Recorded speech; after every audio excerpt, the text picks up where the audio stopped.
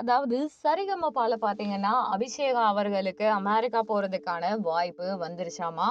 இது வந்து இப்ப இருக்க ரீசென்ட்டா இருக்க வட்டங்கள்ல சொல்லிட்டு இருக்காங்க. ஒரு யூடியூப் சேனல்லயும் சொல்லியிருக்காங்க.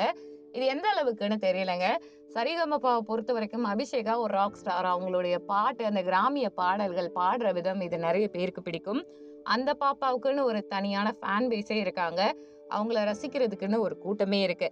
அந்த வகையில பார்த்தீங்கன்னா, அபிஷேகா இருக்காங்க இல்லையா? ஃபுல் அண்ட் ஃபுல் ஃபன் ஃபில்லா என்ஜாய் பண்ணி ஜாலியா நெறைய விஷயங்கள் பெர்ஃபார்ம் பண்ணிட்டு இருக்காங்க.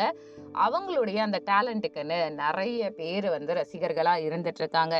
அபிஷேகாவ பொறுத்தவரைக்கும், உண்மையிலேயே வந்துட்டு அவங்களோட டேலண்ட் அப்படின்றத தாண்டி, அவங்களுடைய சிம்ப்ளிசிட்டி, அவங்களுடைய பெர்ஃபார்மன்ஸ்ன்னு எல்லாத்துக்குமே ரசிகர்கள் இருந்துட்டு இருக்காங்க இல்லையா? இப்ப கூட ரீசென்ட்டா அவங்க சொல்லியிருப்பாங்க. யாரு ஃபர்ஸ்ட்டு வரான்றது முக்கியம் இல்ல. லாஸ்ட்ல இருந்து யார் ஜெயிக்கிறான்றது தான் முக்கியம்னு. ஃபினாலேக்காக அவங்க தீவிரமா முனைப்போட செயல்பட்டுட்டு இருக்காங்க. அதுபோக இப்போ நெப்போலியன் தரப்புல என்ன சொல்லியிருக்காங்கன்னா, திவினேஷ வர வச்ச மாதிரி ஒரு 3 மாத காலம் கழிச்சு, பாஸ்போர்ட், விசால இருந்து வரப்போற செலவு எல்லாத்தையுமே ப்ராப்பரா இவங்களே பார்த்துக்கிறதாவும், அந்த குழந்தைய நல்லா வரவேற்பு குடுத்து கவனிச்சுக்கிறதாவும் சொல்லியிருக்காங்க. அந்த பாப்பா வந்து தனுஷ் முன்னாடி பாடி காட்டுவாங்க அப்படின்னு எதிர்பார்க்கப்படுது.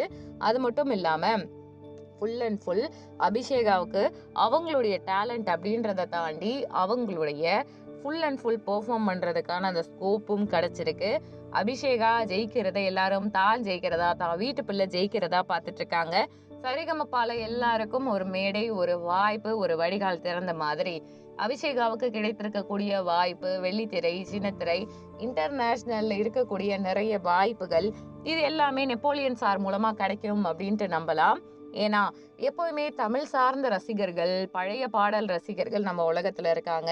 அவங்களுடைய பெர்ஃபார்மன்ஸ், அவங்களுடைய திறமைக்கு கிடைக்கிற அங்கீகாரம் அப்படின்றது உண்மையிலேயே பெஸ்ட்டான ஒண்ணு தான்.